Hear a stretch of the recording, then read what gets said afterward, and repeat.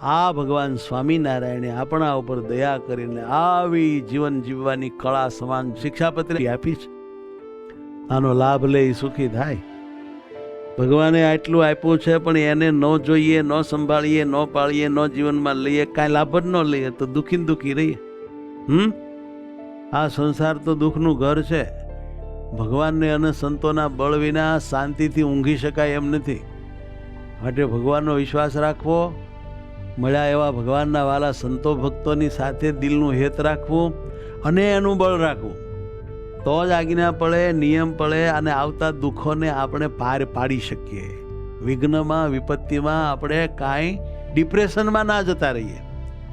જો ભગવાનનું બળ ન હોય, સંતોનું બળ ન હોય તો જીવન જીવવું ભારે પડે એવો યુગ છે. આ યુગ સારો નથી.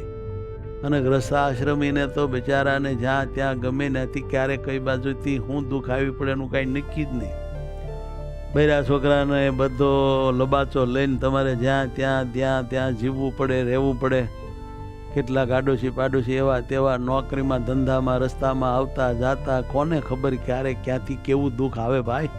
માટે ભગવાનનો વિશ્વાસ રાખજો, ભગવાનનું બળ રાખજો અને આજ્ઞામાં રહેજો, તો બધાય દુઃખો તરી જશો.